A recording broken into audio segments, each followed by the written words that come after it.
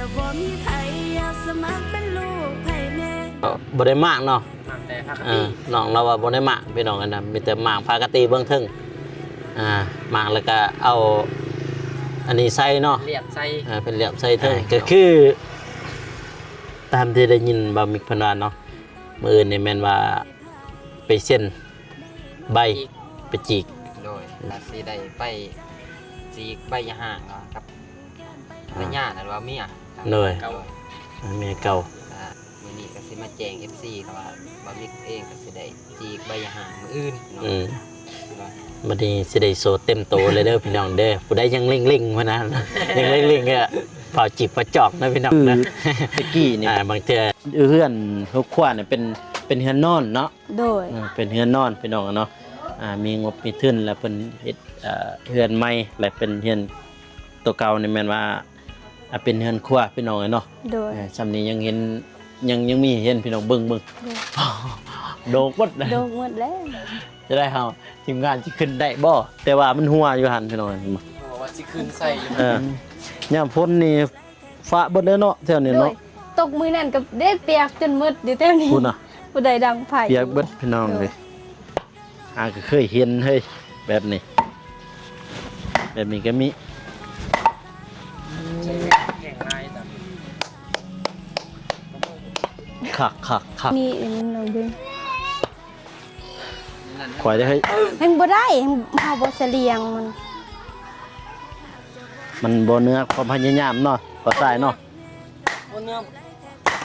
โอ้เอ้ยพี่น้องเอ้ยสิลองพาพื้นแบบใหม่ครั้งแรกในชีวิตเลยแบบนี้นี่ปกติมันก็มีมันสิมีดาบมันเนาะ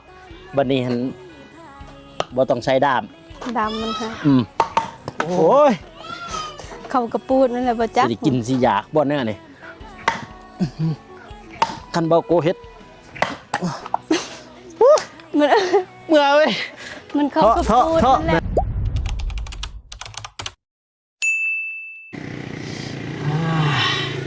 น้องเลยอยู่หม่องเก่าเด้อพี่น้องเด้อบ่อนที่ว่าบ้านน้องบุษบานั่นแหละพี่น้องเนาะก็หลังจากที่ว่า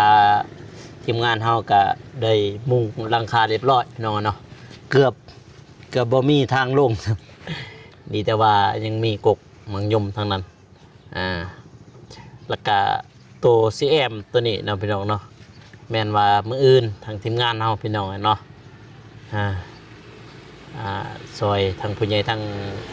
บ่าวทรายนั่นแหละพี่น้องเนาะเพราะว่าบ่าวทรายเพิ่นเป็นสะพานบุญพี่น้องเพื่อช่วยบ้านน้องบุษบานะพี่น้องเนาะก็ได้ซื้อ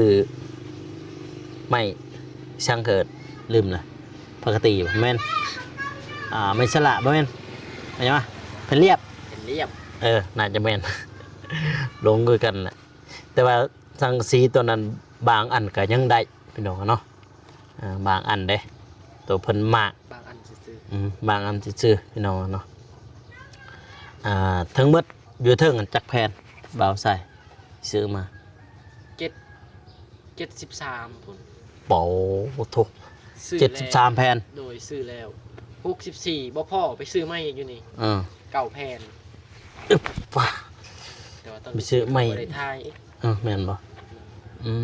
แต่ว่าในให้เงินหักบ่าวใส่ก็มอบเงินให้น้องเพิ่นหมดแล้วเลยเอาเงินน้ำน้องเพิ่นอีกอยู่315,000เมื่อกี้ที่บอกโกได้ยินนะพี่น้องเนาะอันนี้ก็เป็นเฮือนต่างเลยพี่น้องเด้อเอาง่ายก็เป็นห้องต่างเลยเนาะเป็นเจ้าต่างเลยเด้เป็นเจ้าต่างเลยเบื้องหน้าก็ออกซื่อๆพี่น้องกันเนาะก็คือน่าจะแม่นญาติพี่น้องของเพิ่นแหละพี่น้องกันเนาะแต่ว่าแต่ก่อนนี่ที่ได้ยินน้องบุษบาเพิ่นว่าแม่นว่าเพิ่นนี่เขาเจ้าอยู่เถียงนาพี่น้องเนาะอยู่เถียงนาบ่ได้เห็นเฮือนอยู่เถียงนาหั่นลุเพพังนะพี่น้องเนาะลุเพพังแล้วบัดนี้หั่นเพิ่นก็จึงย้ายมาอยู่เฮือนนี้พี่น้องเนาะขออยู่เนาะขออยู่แล้วก็เพิ่นยังกะเกี่ยมสิเฮ็ดใหม่นั่นแหละพี่น้องแต่ว่ายังเกี่ยมอยู่พี่น้องเนาะใหม่เอาเสาตีนเยอะหันเบิดพี่น้องเนาะ ก่อนอื่นหมดก็กับสบายดีเด้อพ่อแม่พี่น้องเนาะบ่ว่าสิอยู่ภายในก็ยินดีต้อนรับเข้าสู่ช่องเบาโกสนบทสปปลาวเนาะพี่น้องเนาะต่อจากอีพีที่แล้วพี่น้องเนาะไม่อันนี้ชื่อจักแพนปกติอีช่างล่ะ มีดว่าสิซื้อ แม่ 15เป็นเหลี่ยม พันเรียบ ว่าซื้อ15แต่เบิ่งมันมีวงกบนำก็เลยเอาเศร้าเพราะว่าเขาได้ตัดนะบอลที่ว่าวงกบ ต้องได้ตัดอีก โดยมันต้องได้ตัดบอลวงกบอันนี้มันสิตัดโตนะ แต่ว่าไม่แปะในหมางมาเลยว่าบ่ได้หมาง แต่ว่าทางน้องคนว่าบ่มั่งมีแต่ว่ามั่งพากตี้ ไม่แปลนในคันว่ามีเงินกับท่าซีลืมเลยลืมแบบให้มันเมียงหรือว่ามันช่างว่า ไม่ ไว้ซีมใต้ใส่ซีใหม่เลยถ้ามีถ้าบ่มีกับใส่แต่แผ่นเรียบ ถ้ามีทำเบาโกก็คิดว่าเขาเจ้าสิมางเด้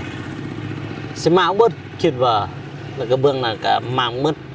ที่จริงแล้วบ่ได้มางเนาะ มั่งแต่พากตี้ น้องเราว่าบ่ได้มางพี่น้องกันนะมีแต่มางปกติเบื้องทึ่งมางแล้วก็เอาอันนี้ใส่เนาะ เรียบใส่ เป็นเหลี่ยมใส่ทึ่งพี่น้องเนาะ วงกบกับ2วงใส่ทางห้องน้องเพิ่นแล้วก็ห้องแม่ อืม ห้องอ้ายเพิ่นบ่ได้ใส่ บรรยากาศยามแรงพี่น้องทางทีมงานก็กินส้มกินแซวเพราะว่าเมื่อกี้ก็มีญาติพี่น้องของเพิ่นนี่แหละพี่น้องมาช่วยมาซอยนี่พี่น้องซอยมากโอ้คิดเห็นแต่ข้าวยังน้อยพี่น้องเลย ยังน้อยนี่มักแห้ง มักแห้งรถคันไหนกับรถยกนั่นแล้วก็รถ รถจุก รถจกกับรถ กับรถดุดนั่นมักแห้งเลยแต่ว่าเพราะว่าตะกี้เนาะรถมันสิขี่กันพี่น้องรถจกรถดุดมันสิขึ้นคันนี้พี่น้องเอ้ยตะกี้โอ้ตอนมันขึ้นเพื่อสิขึ้นง่ายๆพี่น้องเอ้ย เบิ่งแล้วตั้งใจเบิ่งขนาด เห็นอยู่ไซเห็นอยู่ไซนี่มาเบิ่งเนาะนะแต่ใกล้กระช่างนะขอแต่จอดอยู่ในบ้านก็มาเบิ่งพี่น้องเนาะมื้อนี้ก็มากับเบาทรายพี่น้องเนาะนี่ สวัสดีเด้อ แล้วก็บะหมี่ก็ยังอยู่หันแล้วก็ประธานปองอีก ต้องยังทันออกเมื่อพี่น้องเอ้ย ยังอยู่หาก็กินชมกินแซวอันนั้นทางทีมงานเฮาเอิ้นประธานปองเนาะพี่น้องนะแต่ว่า เพิ่นเฮ็ดบ่อยู่สูบบ่ได้เฮ็ดเด้อเนาะ บ่ได้เฮ็ดสวยเรือ สวยเรือซื่อๆพี่น้อง เพิ่นยังทันสร้าง YouTube เพิ่นยังเฮียนอยู่เพิ่นก็ว่า ยังเฮียนนี่ ไปเบิ่งก่อนตอนนั้นเปิดช่องนะ ผู้เบาเฮิมมานี่เบิ่งผู้เบาเฮิมอันบ่มีเบาโกเอิ้นผู้เบาเฮิมพี่น้องเนาะ ซื้อไ มื้อนี้มื้ออื่นพี่น้องเอ้ยเนาะแบบว่ามื้อนี่แม่นว่า มีนัด แม่นมื้ออื่นบ่มิกเพิ่นสิสละโสดพี่น้องเนาะสบายดีก่อน ส นะ วัสดีเด้อ บ่มิกพี่น้องแต่ว่าเบาโกเอิ้นผู้เบาเฮิมพี่น้องเอ้ยเนาะมื้ออื่นเนาะพี่น้องเนาะได้ยินทางเบามิกเพิ่นว่านะพี่น้องเนาะเพิ่นสิสละโสดเพราะว่าตอนนี้ยังเป็นยังติดขัดอยู่ได้ตอนนี้เด้เว้าความจริงแหละก็คือตามที่ได้ยินเบามิกเพิ่นว่าเนาะมื้ออื่นนี่แม่นว่าไปเส้นใบไปจีก โดย ไปจีกเว้าให้ FC เพิ่นฟังมื้อ พี่น้องก็สิได้ไปจีกใบยะห่างกับภรรยานั่นว่าเมีย เลย เก่า เมียเก่า ได้เขาได้ถักมาหาเนาะเฮ็ดบ่ก็ว่าถ้าว่าทางเขาพร้อมเขาก็พร้อมเฮ็ดนะ เลยว่าเขาก็ว่าพร้อมมื้ออื่นให้มาเฮ็ดเลยว่าตัดสินใจมื้ออื่นสิเขาไปเฮ็ดจีกใบยะห่าง หน่อยไปเส้นใบยาห่างเนาะ คือว่า ขาดกันแบบ จบ เลย จบทาวร คือว่าเพราะว่าช่วงก่อนก็สิว่าขาดจะได้แบบใบยาห่างกับทันมีเนาะ แม่น แต่ว่ามื้อนี้ก็สิมาแจ้ง FC ก็ว่าบะมิกเองก็สิได้จีกใบยาห่างมื้ออื่นเนาะ บัดนี้สิได้โซเต็มโตเลยเด้อพี่น้องเด้อผู้ใดยังเล่งๆพุ่นนะ ยังเล่งๆก็เผาจิบเผาจอกนะพี่น้องเด้อ บางเทื่อมี FC เพิ่นเนาะ มีลงคลิปบ่มื้อ ถ้าเบิ่งพี่น้องไงถ้าได้ไปเพราะว่าบ่มิกเพิ่นก็สร้างครอบครัวอยู่บ้านเกาะละกางเนาะบ้านเกาะละกางพี่น้องห่างจากสวนเบาโกห่างจากบ้านที่เพิ่นไปเฮาสิเข้าทบิดก็แม่นว่าบ้านเกาะละกางก่อนพี่น้องเนาะบิดบ้านเกาะละกางลงไม้ก็แม่นว่าเป็นสวนทุเรียนของลุงเบาโกพี่น้องบิดจากสวนทุเรียนก็จึงแม่นบ้านเกาะมาพูกับบ้านลุ่มก็ประมาณ2-300 เมตรหมดลักประมาณนั้นพี่น้องเนาะก็สิได้ประมาณนั้นลักก็นี่สิบ่ฮอดได้ถึงหั่นบ่ฮอดได้เดี๋ยวนี้บ้านเขาเริ่มยับมากแม่นบ่แม่นโอ้ในวันแต่เกินบ่มีหน้าสุนทรเลียนนี่ฮอดแล้วฮอดแล้วมื้อนี้แหละพี่น้องสิได้ไปแล้วก็ทางทีมงานก็สิมาซอยคือเก่าพี่น้องเอ้ยมายังแอบมันแหละแอบ มื้อเอาออกหมดเนาะมีแต่เพิ่นมาปกติเด้แล้วออกปกติหมดเอาปกติแล้วก็ไม่แมทมันยังแทกข้างแน่แหละมันงามแต่ว่าไม่เส้นนี่แหละมันยังบ่พอคันบ่หันถ้าว่าไม่เส้นมันพอแล้วก็หายก็คือเก่าแล้วแอมบ่แล้วดอกมันจะมืออื่นลงมืออื่นบ่แล้วมันยังนึงมันยังพอไข่ในภาษีมามื้อนี้ครับเขาสินอนเนาะนอนเด้มื้อแรกนอนมื้อแรกแต่เช้ายังไข่อยู่ว่ามื้อนี้เฮ็ดหลังคาแล้วหลังคาก่อนแล้วหลังคาแล้วมื้อเฮามางแล้วเพราะว่าขับแรกมันได้แล้วเอาเองบ่แล้วคิดว่า2มื้อเลยหลังคาบ่บ่ย่านเนาะบ่มีกับประธานป่องนี่นะเพิ่นก็เต็มที่พี่น้องซอยแต่ว่าท่านป่องบ่ได้เฮ็ด YouTube ดอกพี่น้องไงมื้ออื่นมาแหละไปหาน้องบุษบาไปเพิ่นเฮ็ดซั่งจักดิจักอยู่ไสล่ะมาทางนี้ก็ได้ไปทางนี้ก็ได้ตีนเสาเหรอไม่ใช่เลยมาประธานมานี่นี่พี่น้องเลยประธานที่ว่าอันนั้นประธานปองนั่นพี่น้องเลยอ๋อกุนน้องละลากถ้วยมานี่สบายดีก่อนสบายดีนี่แหละตัวที่ว่าประธานปองพี่น้องไงแต่ว่าบริเวณประธานปองอยู่สวรรณเขตได้พี่น้องเนี่ยที่ว่าทีมงานเอิญในซองบะมิกกับเซียนผลอยู่ซองนั้นกับไปกับบะมิกไปเป็นมือกอกมือนี่ก็มาซอยเนาะมาซอยสายแล้วซอยน้องบุษบาเนี่ยแหละมาซอยก็หลายคนนี่มาซอยก็รายงานแล้วเนาะงานเอาเมียเรายังโสดอยู่มีแต่ผู้เบาเหิมเนาะมีแต่ผู้เบาเหิมมัดพี่น้องไงผู้เบาเหิมนี่กับผู้เบาเหิมทางหลังทีมงานเราใต้นี่มีแต่ผู้เบาเหิมสร้างครอบครัวแล้วก็มีแต่เบานงเนาะกับเบาพวงเป็นสร้างครอบครัวพี่น้องเลยใช่ไหมเนาะยังหนีเลยฮะยัง3 แผ่นยังคิดว่าแล้วเลยสังกะสีบ่มุกบ่ยังนี่เงินขัวหมดทางไผ่อะไรอย่างมุ้งหันบ่มุ้งเงินขัวนี่ขึ้นได้บ่มีวันได้บ่ตู้ขึ้นได้เพราะว่ามันนั่นหมดเฮ้ยบ่ตู้จะสั่นหมดนะลังค่าเพราะว่ามันดอกหมดแล้วแม่นคืนนึงบ่ยากดอกอยากแต่ตู้คือยอดตู้แต่ใหม่มัน10 ประมาณ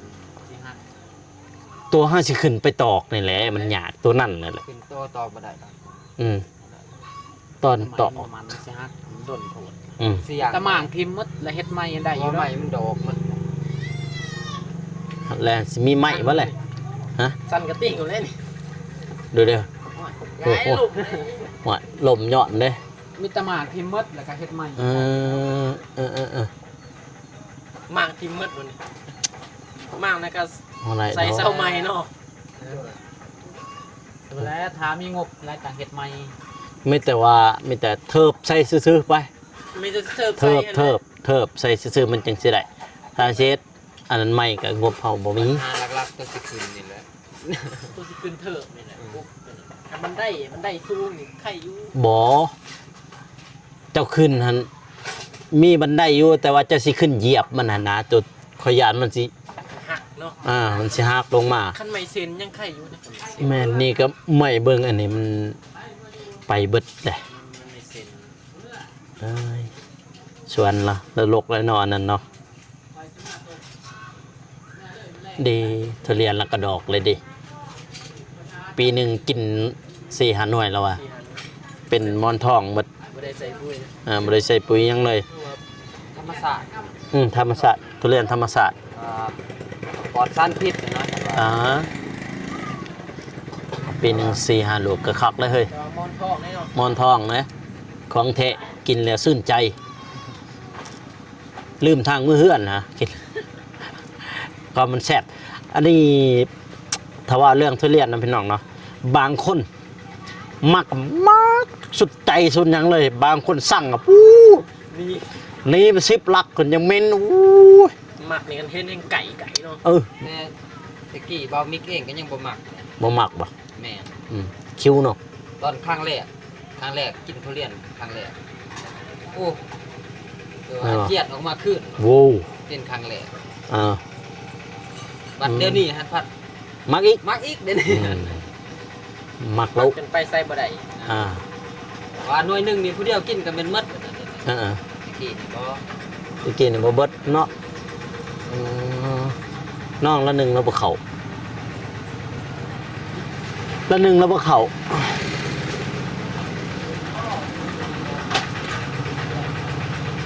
ลองขึ้นเบิ่ง โยดไปจะเคย ระวังลง โอ้ ลุ่ม แล้ นะ วฉันเคยกิน ยังเลย ลองขึ้นเบิ่งเบิ่ง ปอโถนี่บ่เฮินกว่าเลย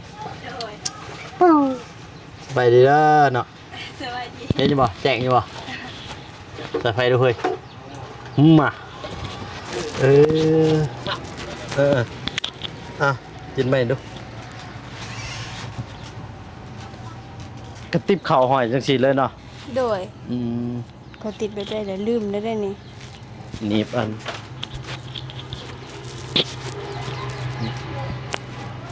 หนีบเอาบ่มีตู้เย็นบ่ บ่ สบายดีผู้ใหญ่วันนี้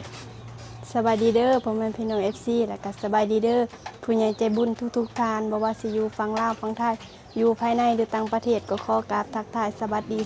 เด้อ เลยปลา สิ ติ้งยัง อย่าสั่น สั้นยังที่ยังเบิดเลยพี่น้องเลยแต่จักปีนี่เนาะ นี่ยังมีตัวนี้อยู่นี่ แม่นบ่อ๋อเพิ่นคำใหม่บ่ แม่น เห็นบ่โอ้เนี่ยเพิ่นคำมาใหม่ตัวนี้ เศร้าปลายปี เพื่อนเนี่ยบ่ โดยเศร้าตัวนี้เนี่ย อ๋อ แต่ โถ่ พอเพิ่นเฮ็ด เออดุนหนึง เป็นเฮือ เนาะ นเก่าเฮือน โอ้ เฮือนนอนตะนัน โอ้โอ้โอ้โอ้ พอดีหมู่แป้งแต่อันนั้นอีหยังพากะตี้ค่ะ อืม มันหักหมดแล้วมึงใส่ไม้แต่ อืมก็คือตะกี้นี่เฮือนครอบครัวเนี่ยเป็นเฮือนนอนเนาะ โดย เป็นเฮือนนอนพี่น้องอะเนาะมีงบมีทุนแล้วเพิ่นเฮ็ดเฮือนใหม่และเป็นเฮือนตัวเก่านี่แม่นว่าเป็นเฮือนครัวพี่น้องเนาะ โดย ซำนี้ยังเห็นยังมีเห็นพี่น้องเบิ่ง โดย โดกวัดเลย โดนหมดแล้ว จะได้เฮาทีมงานสิขึ้นได้บ่แต่ว่ามันหัวอยู่หั่นพี่น้อง หัวว่าสิขึ้นใส่อยู่ จักสิขึ้นได้หรือบ่ งมไหว พอมันฝนตก อืมดังไฟมันยากเนาะเจ้าปอง เสร็จบาดเลยอีหยังไม้ไผ่บ่แม่นบ่แม่นบ่ไม้ไผ่ถ้าไม้ไผ่เนี่ยบ่ได้โลด บ่แม่นไม้ไผ่ ไม่กลมบ่ โดย หาเบิ่งทางนี้ยัง จักสิขึ้นได้จักบ่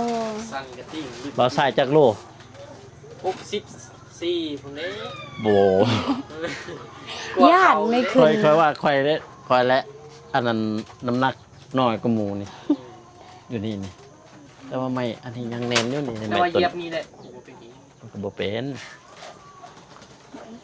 ไม่ขึ้น ขึ้น ถึง 3แผ่นบ่ ไม่อันนี้เนี่ยถ้ามันแน่นเนี่ยไม่ตอนนี้เฮาเหยียบตัวนี้สิได้สิมางจากแผ่นหรือว่าทุบใส่เลยมางบ่หรือว่าทุบไป ทุบเลยขนาดสิได้อยู่ เอ้ย ลองเบิ่งมื้ออื่นต้องเฮ็ดตัวนี้ก่อน อืม เพิ่นคั่วนี่น้อย เอาไว้ก่อนเพิ่นครัว ยามพ้นนี่ฟ้าเบิดเลยเนาะแถวนี้ โด เนาะ ยตกมือนั่นก็ได้เปียกจนมืดอยู่แถวนี้ พูดน่ะ ผู้ใดดังไผ เปียกเบิดพี่น้องเลยบ่เหลือยังตุบปูนี่ยังแบบดั้งเดิมเลยพี่น้องเลย โดย ไม้ไผ่ โดย ไม้ไผ่ไม้วานนี่แหละเขาพาแล้วก็มาปูพี่น้อง ไปพายใหญ่ๆ ไม้วานเพิ่นเมื่อน้องบ่แม่นเกิดอยู่นี่บ่เรือนหลังนี้บ่ เกิดอยู่เฮือนหลังนี้ตอนนี้เลย อยู่นี่เลย โดย เห็นอยู่บ่เฮ้ยเกิดอยู่เฮือนหลังนี้เลยพี่น้องเบิ่งตะกี้ทั้งบ้านพ่อแม่ก็แบบนี้คือกันบอกกูก็แบบนี้คือกันเกิดแบบนี้คือกันอยู่ดักจึงแบบนี้คือกันตะกี้ผู้ดีย้ายมาในปี2000อะไร2008นี่แหละตามที่ชื่อแม่เพิ่นนะย้ายมาอยู่ท่าแตงย้ายมาอยู่ท่าแตงอยู่เฮือนป้าเฮือนลุงนี่แหละ แล้วหันจึงมาย้ายไปอยู่ลีเจืองมันอยู่บ้านปัจจุบัน โดย ตะกี้ก็อยู่ดักจึงอยู่เชียงรวงนั่นแหละคือกันอยู่พ่อแม่บ้านพ่อแม่เลยครับยามฝนฝะเบิดมันจักสิว่าแล้วพี่น้องผู้บ่พาว่าจักสิว่าแล้วเบิ่งทางนั้น ถ้าใส่แล้วก็คือสิโอเคอยู่ แล้วใส่แล้วก็3แผ่นบ่สายจ้ะ3หรือ4 2แผ่น สอง 2บ่ เออยังเหลือจักแผ่นที่มันเหลือแผ่นหนึง เดี๋ยวแผ่น เอา ห มา นึ่ง ซื้อ ซื้อแผ่นหนึงอีกหรือว่าเอาซองสีเก่าก็ได้ สังกะสีตัวเก่าตัวหม เออ เอามาออก เอาหมางออกยังมีตัวดีเนาะ ทั้งสีเก่าก็ได้ แต่ว่าตามนั้นมันบ่พระติเนาะมันพระบ่ ผ้ามืดเลยนี่ ผ้ามืดบ่ โดยมันถ้าพ่นมันตกถ้ามันล่มลงมาเท่านี้ก็มันเปียกมืดว่ามันผ้า บ่ถ้า ทา ว่า งนี้ ถ้าว่ามันพระหันเฮามาแล้วเฮามาแอมตัวนี้ซะตัวสังสีเก่าแอมทำซ้ำอยู่ได้ก่อนหั่นนะ โดย ไว้มันอันนั้น เปียกเนาะ แล้วก็เบื้องนั้นบ่พระติปะ เบื้องนี้นี่บ่ปานใดมีแต่เบื้องนี้นี่แหละถ้าพ่นมันตกลงมาแล้วมันสูงแล้วมันสิผะมาเปียกมืด อืมบ่ได้เรื่องเขาบ่ เขามันลาย ลายเลย ถ้าสินึ่งกับแนวเขาค่ะมันเหนียวแล้วเฮาถ้าเฮาไปนึ่งเองแห้งสิเหนียวมันเละบ่เป็นกลิ่น กันสิหนึ่งแห้งเหนียวคักเนาะบัดนี้เนาะ โดย จะบวงล้างเลย กำ เรี ลั ย ง บร้อยหรือยัง พี่น้องเอ้ย โอ้เคยบวง โอ้เราไปอยู่หั่นพี่น้องเอ้ยตัวบวงมาดิแต่ เนาะ แต่บ่ได้มีตู้เย็นเนาะ บ่มี บ่มี บ่มีตู้เย็น บ่มีตู้เย็นพี่น้องเบิ่งแอดจังย่ำหนาวนี่โอ้ยพี่น้องเอ้ยจักสิว่าเลยย่ำหนาวนี่ เขาบ่กล้าขึ้นอยู่ นั่นบ่ ถ้าพายุเข้าแบบพ่นมันตกแห้งๆแล้วลมมันพัดอันนั้นมันเป็นยูดคือมันสิลม ก็ย้อนเฮาอยู่ไปเมื่อกี้ยังไปเบิดแหละเพราะว่าเฮือนนี้ประมาณ20กว่าปีแล้วว่าพี่น้อง โด เนาะ ย เพราะว่าน้องเราก็เกิดอยู่เฮือนหลังนี้ เกิดอยู่นี่อยู่เพื่อนหลังนี้โดย เกิดอยู่เฮือนหลังนี้เพื่อสิเพื่อสิได้เฮือนใหม่แล้วก็ กูว่า20กว่าปีนี่น้องเพิ่นก็จักปีน ทุกปี เศ แล้ ร้าว แล้วแหละเว้าแล้วก็ในฮอดเดือน5นี่ก็20ปีเต็มเลย เดือนห้า โดย มันเกิดเดือน5จื้ออยู่บ่ ปี2000หยังเกิด 2006 2006 โดย แม่นแล้วซั่นน่ะ 2006เดือน ลบเอาหารเอา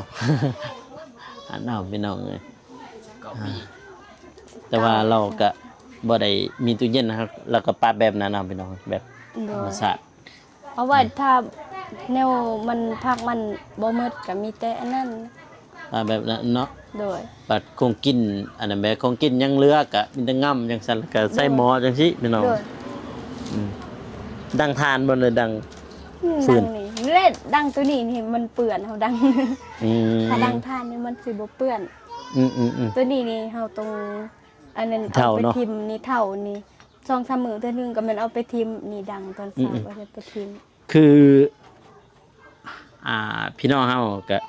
FC หรือผู้ใหญ่เพิ่นก็บ่ค่อยได้เห็นพี่น้องนะคือทางบ้านเบาโกในทางจึงหั่นบ่ค่อยเห็นเฮ็ดอันนั้นเลยเฮ็ดพื้นนะก็ลงพื้น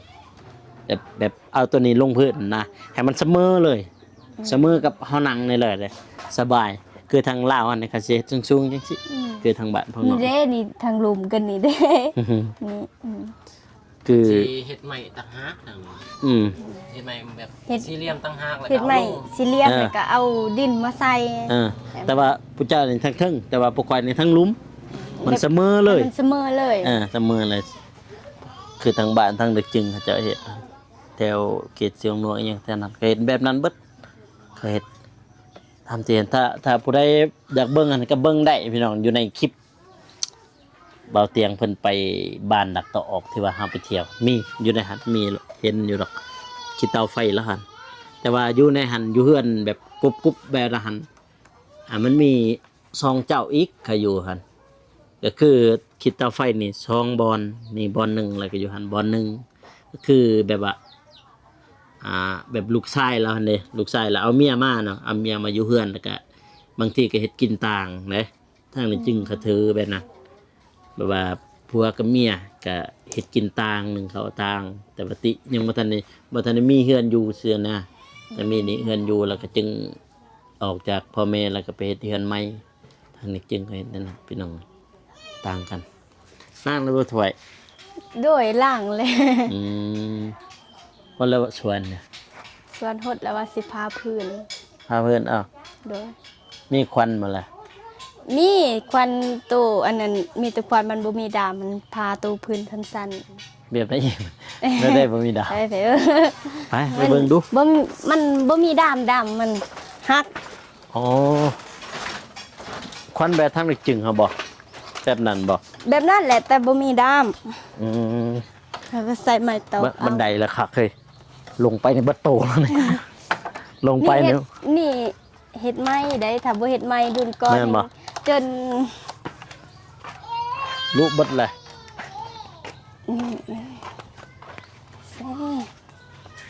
จัก บัดโตมันสิได้เรื่องบ่เลยล่ะ ถึง บ่อนต้มน้ำต้มหยังน่ะเย็น เว้ยคุณด้วยความ อุตามันสิได้บ่เลยเอาบ่มีดามันบ่ล่ะ บ่มี ลองเบิ่งสูตรนี้บางทีคักกว่าเด้ บ่เคยเห็นเลยบ่ใจเคยเห็นนั่นนี่บ่มันสิแตกอยู่บ่เลย บ่ฮู้เลยรุ่นเอาแหละ ปะทุ บูสิแตกหรือบ่ถ้ามันง่ายนั่นก็สิแตกถ้าถึกตัว ไม่บ่ ฮันแหละยังว่าเลยงงเลย ซ่อมดีเด้อ โอ้ยมันสิได้กินบ่โอ้ได้เอ้ย หน้า ปะทุสุดยอดโอ้โห คือเด้ อึ้งเลยโอ้แบบนี้ดอกปะทุหาก็เคยเห็นเฮ้ยแบบนี้ก็มี ใช้แข่งลายแต่ คักพี่น้องเลยเสืออยู่ ได้การอยู่นั่นนี่ ติดตั้งเลย ถึกตามนั่นแหละนี่เด็กกระปูดมัน อืม มันถึกกระปูด โอ้เอาเฮ็ดบัดนี่ ถึก เพื่ ก อ ระ สิ ปูดนี่ เพื่อสิได้ฟื้นมันนึ่งเข่าโอ้โถก็เคยเห็นนี่แหละอืม นี่ ได้บ่อะไรบัดนี้เฮ็ด มัน จังได๋ ถึก บัด กระ นี้ ปูดมันเลย เลยแล้วก็เป็นออกแล้ว ใส่ตัวนี้งัดได้บ่ คือทางเด็กจึงนี่จังซี่แล้วเอาไปเฮ็ดท่าน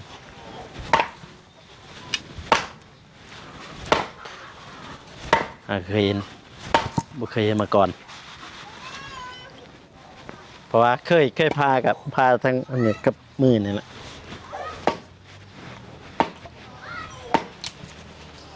เอ้าวันนี้ควันค่ายอยู่ไหนใส่จูดบ่นั่นล่ะ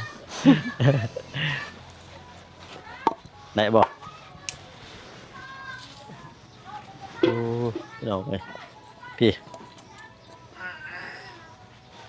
อีกวิธีหนึ่งเนาะพี่น้องเนาะวิธี20 บาทบ่เคยเห็นเลยปกติก็สิมีดามข้างในนี่ดามหักแล้วเพิ่นก็เลยพาตอกจังซี่เอาพี่น้องเอ้ยพี่น้องเอ้ยสิลอง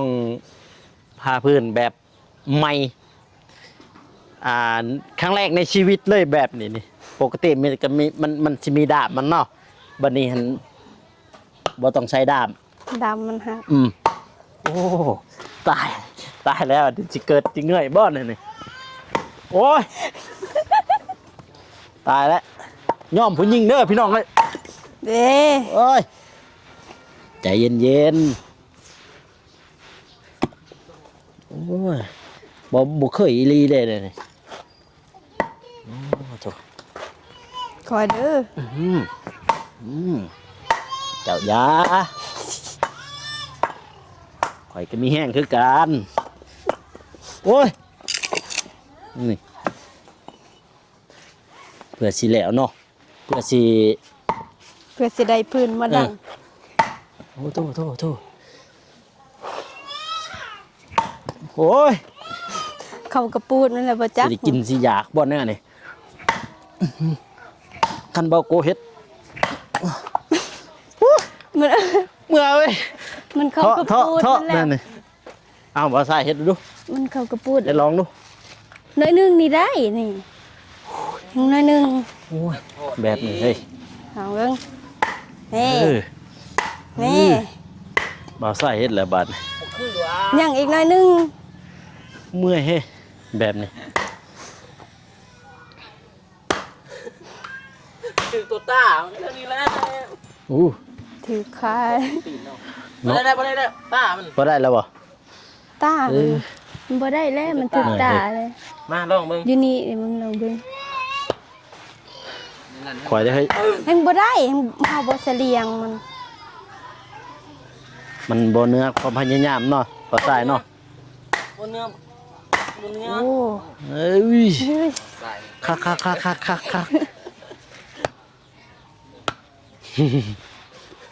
เดี๋ยวว่าติบ่มีแห้งเลย บ่มีแห้งคือกันนั่นลงน้อยหนึงอ่ะ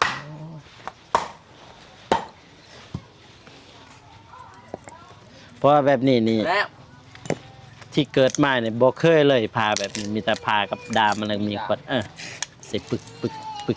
น้อง มันสิติดเนาะค่ะดามมันติดแต่ว่านี่ครับ ติดแล้วเฮาถอดง่ายอีกบัดนี้ มันมีดาม แต่ว่าตัวนั้นเสียงไหนพาไปถึกผู้ที่ถึกตีนนี่ เออ บ่ พุดเดี๋ยวได้ ได้ ฮะ แล้วกระปูด มาได้แล้ว ตามหมด ซอยบ่ใส่แหงยังเรืออยู่ดอกปล่อยพาครึ่งหนึงก็ยัง ป้านี่บ่ ปวดเบิดแขนล่ะเปิดสิแล้วเนาะคำย้อนพี่น้องเลย เดี๋ยวสิแดดโดนหนึง อืม ขย้อนเห่าเนาะ นี่ผู้หญิงนี่บัดเนี่ย ครับป้า ไปพี่น้องเดี๋ยวให้ทั้งพ่อแม่พี่น้องเพิ่นได้เบิ่งบรรยากาศมุมสูงนํพี่น้องเนาะในบ้านกระปือเมืองท่าแตงแขวงไสกองพี่น้องเนาะเดี๋ยวเราไปเบิ่งมุมสูงนํกันเลยพี่น้องไป let's go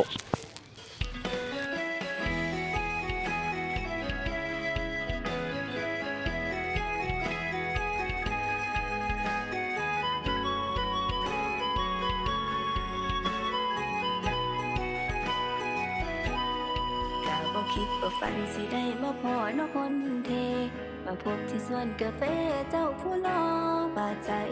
ก็เลยต้องย่างไปหาว่าเจ้ามีแฟนแล้วไป ถ้าบ่มีไผอย่าสมัครเป็นคนของใจ สิได้บ่เนาะอายเอ้ยเนาะอายเอ้ยบ่ลูกหลออยากสิขอเนาะถามอายเจ้าเป็นคนอยู่บ้านใดเห็น ให้ใจของน้องสั่นไหวใจนะมันแทบละลายโอ้ยอายเจ้าผู้หล่อหลายหลายหากจะบ่มีไผอยากสมัครเป็นลูกไผแม่น้องหักไอ้ไรแท้ๆอยากสิเป็นคนพ้องใจเป็นบุญของน้องเลยไล่มาเก็บกาแฟดอกหอมอายถ้าน้องบ่ไปมีบ่มาแต่งไว้ก่อนสิสายน้องอายตอนน้องบ่มีไผได้มาพบพอแล้วสิเก็บกาแฟดอกหอมใจผู้แก้มไปลายผู้แก้มไปลายสิได้เป็นลูกไผแน่อยู่บ่อาย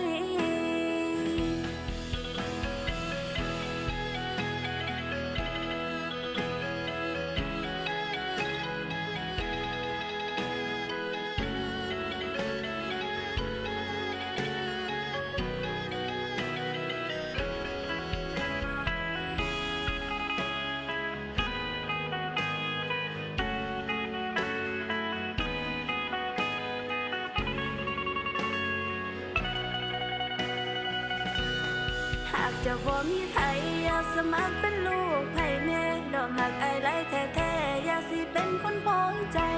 เป็นบุญของน้องเลยไล่มาเก็บกาแฟดอกหอมอายถ้าน้องบ่ไปมีบ่มาแต่งไว้ก่อนสิสายน้องอายตอนน้องบ่มีไผได้มาพบพอแล้วสิเก็บกาแฟดอกหอมใจผู้แก้มไปลายผู้แก้มไปลายหากจะบ่มีไผอยากสมัครเป็นลูกไผแม่ดอกหักไอ้ไรแท้ๆอยากสิเป็นคนพ้องใจเป็นบุญของน้องเลยไล่มาเก็บกาแฟดอกหอมอายถ้าน้องบ่ไปมีบ่มาแต่งไว้ก่อนสิสายน้องอายตอนน้องบ่มีไผได้มาพบพอแล้วสิเก็บกาแฟดอกหอมใจผู้แก้มไปลายผู้แก้มไปลายสิได้เป็นลูกไผแน่อยู่บ่อาย